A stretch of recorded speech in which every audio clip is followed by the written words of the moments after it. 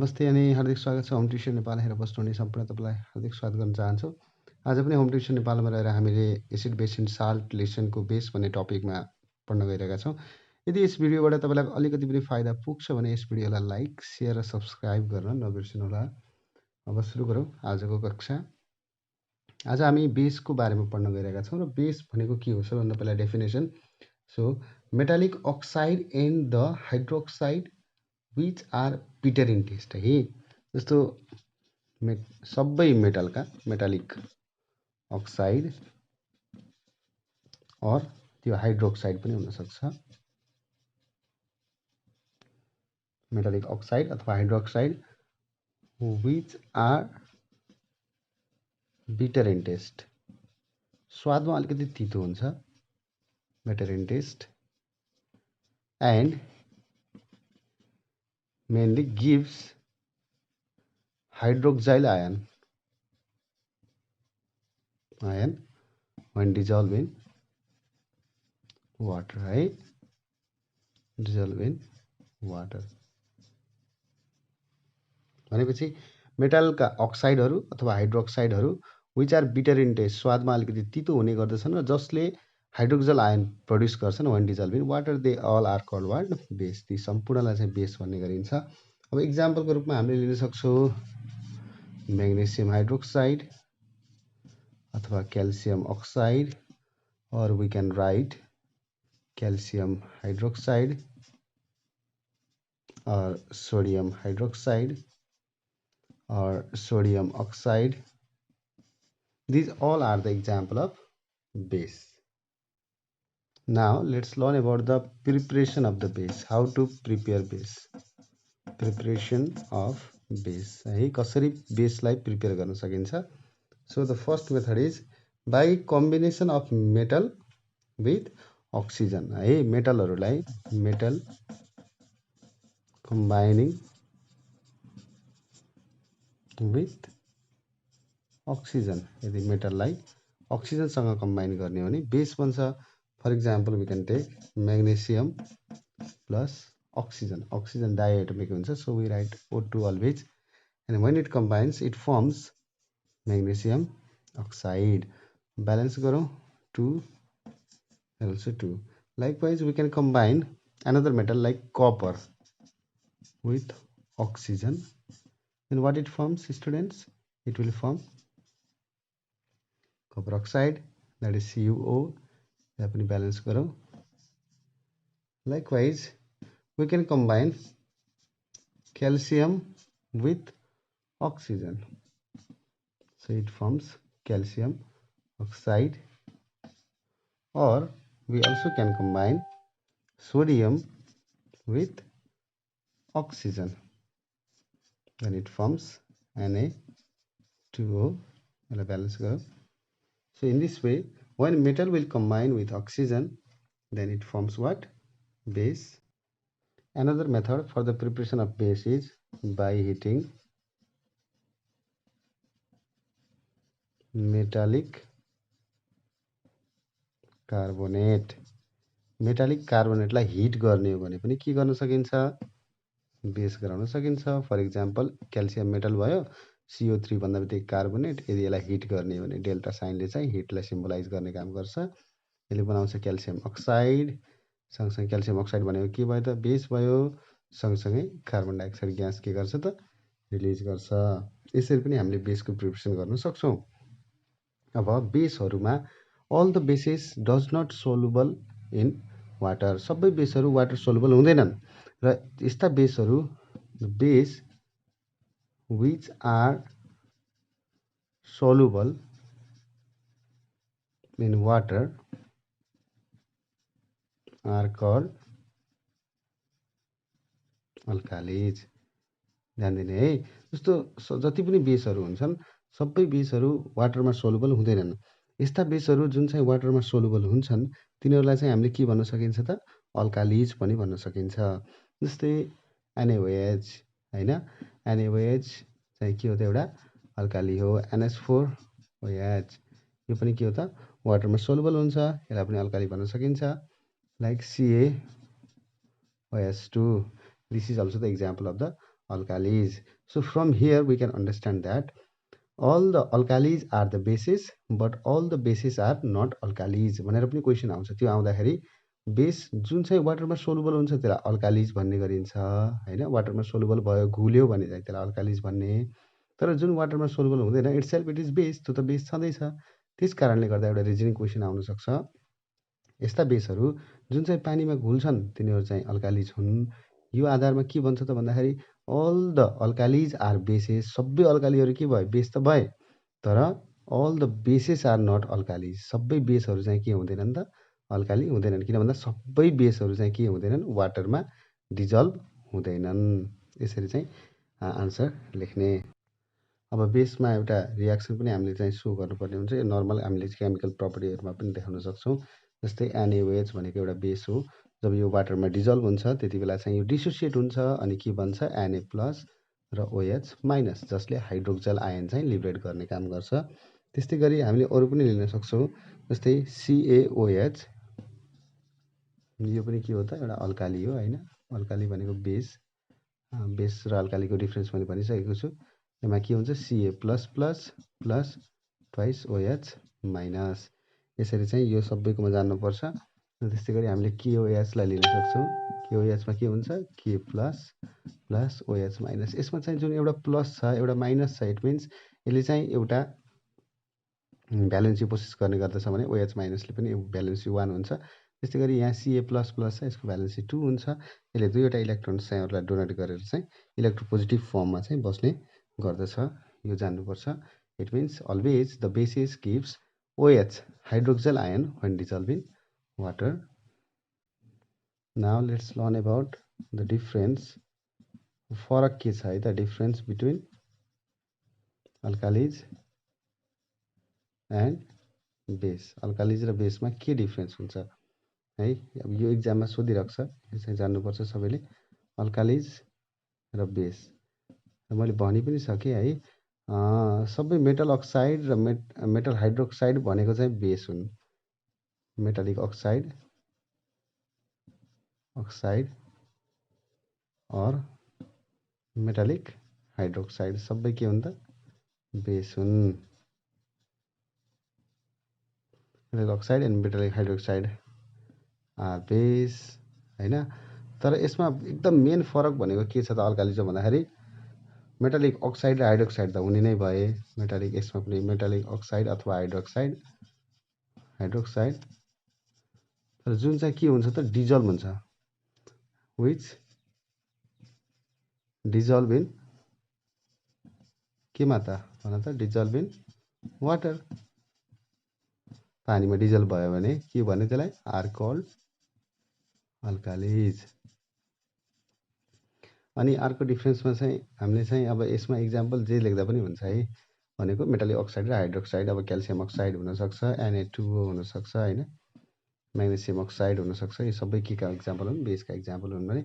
अब अल्कालिजहरूमा हामीले इक्जाम्पल दिन पऱ्यो भने जस्तो NaOH, KOH, NaOH होइन, KOH यिनीहरू के हुन्छन् त भन्दाखेरि वाटरमा डिजल्भ हुन्छन् र यिनीहरूलाई चाहिँ हामीले अल्कालिजको रूपमा पनि मान्न सकिन्छ। यसरी डिफ्रेन्सिएट गर्ने।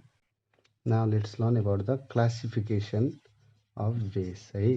बेसलाई कुन आधारमा क्लासिफिकेसन गर्ने गरिन्छ। क्लासिफिकेसन अफ बेसमा बेसका नर्मली दुईवटा टाइप्सहरू हुने गर्दछन्। एउटा चाहिँ के हुन्छ त भन्दाखेरि स्ट्रङ बेस भने, अर्को हुन्छ विक बेस। अब स्ट्रङ बेस भनेको के, विक बेस भनेको के, यस्तो खालको बेस जसको कम्प्लिट आयोनाइजेसन हुन्छ। ख्याल गर्ने कम्प्लिट आयोनाइजेसन हुन्छ, यसका मोलिक्युल्सहरू कम्प्लिटली आयोनाइज हुन्छन् र यसले high concentration of OH minus ion दिन्छ। हाई कन्सन्ट्रेसन एकदमै धेरै मात्रामा के दिन सक्छ त भन्दा high concentration of OH minus भनेको हाइड्रोक्सल आयन है, यसलाई हाइड्रोक्साइल आयन भनिन्छ, दिन सक्छ। High concentration of hydroxyl ion दिन सक्छ भने यसलाई के भन्ने बेस भन्ने है। इन एक्वेस सोल्युसन, एक्वेस सोल्युसनमा धेरै मात्रामा OH माइनस आयन दियो र कम्प्लिट आयोनाइजेसन भयो भने त्यसलाई के भन्ने त स्ट्रङ बेस भन्ने। Just opposite to that students, if the base does not goes for complete ionisation है, कम्प्लिट आयोनाइजेसन हुँदैन र low concentration of OH minus ion, यसले चाहिँ थोरै मात्रै OH माइनस आयन दिन्छ। केमा त भन्दाखेरि इन एक्युज सोल्युसन भने त्यसलाई के भने त विक बेस भन्ने। इक्जाम्पलको लागि हामीले लिन सक्छौँ NH4OH, हामीले चाहिँ के को रूपमा लिन सक्छौँ त भन्दाखेरि विक बेसको रूपमा लिन सक्छौँ। त्यस्तै गरी क्याल्सियम हाइड्रोक्साइड CaOH2 पनि विक बेसको इक्जाम्पल हो भने यतातिर हामीले इक्जाम्पलको रूपमा लिन सक्छौँ जस्तै NaOH अथवा KOH, यिनीहरू चाहिँ के हुन् त भन्दाखेरि स्ट्रङ बेस हुने गर्दछन्। वाइ भन्यो भने यिनीहरूले धेरै OH माइनस आयनको प्रोडक्सन गर्छन्। Let's learn about the characteristics of base. बेसको क्यारेक्टरिस्टिक्स पढ्दा सबैभन्दा पहिला जान्न पर्ने भनेको हामीले लिटमस टेस्ट हो है त। अब यसले ब्लू लिटमसलाई के गर्छ, ब्लू लिटमसलाई बेसले चाहिँ नो चेन्ज गर्ने काम गर्छ, यसले चेन्ज गर्दैन। त्यस्तै गरी रेड लिटमसलाई चाहिँ यसले के गर्छ त भन्दाखेरि यसले रेड लिटमसलाई ब्लू इन कलरमा चेन्ज गर्ने गर्दछ हैन। त्यस्तै गरी फिनाइलोफेथालेनलाई के गर्छ, यसले चाहिँ पिङ्क कलरमा चेन्ज गर्न सक्छ। त्यस्तै गरी यसले मिथाइल ओरेन्ज यिनी सबै भनेको इन्डिकेटर हो है। इन्डिकेटरले त्यो कम्पाउन्ड एसिडिक छ कि बेसिक छ भनेर चिन्ने गर्दछ। यसले चाहिँ येल्लो कलरमा चेन्ज गर्ने काम गर्छ भने। त्यस्तै गरी हामीले क्याबेज जुसलाई चेक गरियो बेसमा भने त्यति बेला क्याबेज जुसलाई चाहिँ यसले केमा कुन कलरमा चेन्ज गर्छ, ग्रिन इन कलरमा चेन्ज गर्न सक्छ। यो सबै जान्नुपर्छ। ब्लूलाई नो चेन्ज, त्यस्तै गरी ब्लू, पिङ्क, येल्लो, ग्रिन यो सबै याद राख्ने। र अर्को क्यारेक्टरको रूपमा हामीले लेख्न सक्छौँ बेस रियाक्ट विथ एसिड। बेसले रियाक्ट गर्छ कोसँग, रियाक्ट विथ एसिड के गर्छ टु गिभ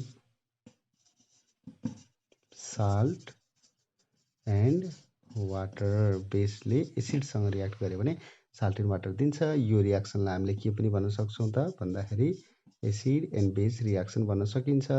र यो सबैले याद गर्ने एकदमै इम्पोर्टेन्ट छ, किन भन्दा यही रियाक्सन चाहिँ हामीले एसिडमा पनि हामीले देखाउन सक्छौँ as a characteristics of the acid. किन भन्दा यहाँ बेसको पनि इन्भल्भमेन्ट छ र एसिडको पनि इन्भल्भमेन्ट छ। अब यसमा के बन्छ त भन्दाखेरि यसले के बनाउँछ, साल्ट, NaCl भनेको साल्ट भयो, सँगसँगै यसले वाटरको पनि प्रोडक्सन गर्छ। त्यस्तै गरी हामीले अर्को कुनै बेस KOH लाई लियो भने यसलाई H2SO4 सँग यदि हामीले रियाक्सन गर्छौँ, किन भन्दा H2SO4 भनेको एसिड हो, त्यस्तै गरी KOH भनेको के हो, बेस हो। यसरी रियाक्सन गर्यो भने यसले के बनाउँछ भन्दा K2SO4 प्लस H2O। र यो रियाक्सन कसरी गर्ने भन्दा जहिले पनि बेसको पोजिटिभ जुन पार्ट आयन छ लगाएर त यहाँ प्लस माइनस हैन, SO4 डबल माइनस हुन्छ, मैले माइनस साइनले सो गरेको छु। के प्लस चाहिँ केसँग जान्छ, माइनससँग। के SO4 तर के को भ्यालेन्सी 1 हुन्छ, SO4 को भ्यालेन्सी कति हुन्छ 2 हुन्छ। त्यही भएर मैले यहाँ क्रिस क्रस गर्दा के राखेँ, K2SO4 सँगसँगै H2 यो प्लस छ र यतातिर के भयो त O भयो हैन। यसरी चाहिँ हामीले के गर्न सक्छौँ त भन्दा रियाक्सन चाहिँ सो गर्न सक्छौँ। Like another characteristics we can take, if base react with carbon डाइअक्साइडसँग रियाक्सन गर्ने हो भने बेसले यसले के गर्छ त भन्दाखेरि सल्ट र वाटरको प्रोडक्सन गर्ने गर्दछ है। जस्तै हामीले NaOH बेस भयो, यसलाई चाहिँ हामीले कोसँग त कार्बन डाइअक्साइडसँग रियाक्सन गर्यो भने यसले के गराउँछ, कार्बोनेटको साल्ट गराउँछ Na2CO3 सँगसँगै वाटरको प्रोडक्सन गर्छ है। यसलाई ब्यालेन्स गरौँ, 2 Na2CO3 CO त्यसै गरी H2O यो फर्मेसन गर्न सक्छ। लाइकवाइज हामीले अर्को लिन सक्छौँ। हामीले अघि यसको प्रपर्टिजमा पनि पढ्यौँ। अब यदि बेसलाई वाटर डिजल्भिङ बेसहरूलाई वाटरसँग डिजल्भ गर्दा यसले के गराउँछ? OH माइनस आयन्स रिलिज गर्ने काम गर्छ। त्यस्तै गरी हामीले अर्को लिन सक्छौँ बेसमा, जस्तै CuOH2 लाई यदि हामीले लियौँ भने यसले पनि हाइड्रोक्सिल आयनको प्रोडक्सन गर्छ। Cu plus plus plus OH minus twice OH minus दिन सकिन्छ। यसरी चाहिँ हामीले प्रपर्टीहरू सो गर्न सकिन्छ। Learn about the usages of base. Usages of base के कामका लागि हामीले बेसलाई प्रयोग गर्न सक्छौँ? सबैभन्दा पहिलो नम्बरमा हामीले सोडियम हाइड्रोक्साइड, यो बेसलाई हामीले पेपर बनाउनको लागि, सँगसँगै सप हामीले प्रयोग गर्ने साबुन बनाउनको लागि पनि प्रयोग गर्न सक्छौँ। त्यसै गरी अर्को बेस छ NH4OH। यो NH4OH जुन बेस छ यसलाई हामीले केमिकल फर्टिलाइजर्सहरू, मलहरू बनाउनको लागि हामीले प्रयोग गर्न सक्छौँ। त्यसै गरी अर्को बेस छ क्याल्सियम हाइड्रोक्साइड, र यो बेस जसलाई हामीले चुना भनेर पनि चिन्ने गर्दछौँ, र यसलाई बिल्डिङहरूमा वाइट वासिङ गर्नको लागि है, बिल्डिङहरूमा जुन सेतो कलर लगाउने गर्दछन् नि, बिल्डिङमा वाइट वास गर्नको लागि, वाइट वासको लागि पनि हामीले प्रयोग गर्न सक्छौँ। त्यसै गरी क्याल्सियम अक्साइड, र यो क्याल्सियम अक्साइडलाई हामीले सिमेन्ट बनाउनको लागि प्रयोगमा ल्याउन सक्छौँ। अर्को एकदमै इम्पोर्टेन्ट छ म्याग्नेसियम हाइड्रोक्साइड। म्याग्नेसियम हाइड्रोक्साइड सँगसँगै हामीले एल्युमिनियम हाइड्रोक्साइडलाई पनि लिन सक्छौँ। एल्युमिनियम हाइड्रोक्साइड जसलाई हामीले एन्टासिड अथवा हाइपर एसिडिटी भन्न सकिन्छ। हाइपर एसिडिटी, हाम्रो पेटमा एसिडको मात्रा बढी जम्मा भयो भने त्यो कन्डिसनलाई हाइपर एसिडिटी भन्छ। त्यसलाई रिड्युस गर्नको लागि पनि हामीले म्याग्नेसियम हाइड्रोक्साइड र एल्युमिनियम हाइड्रोक्साइडलाई प्रयोग गर्न सकिन्छ।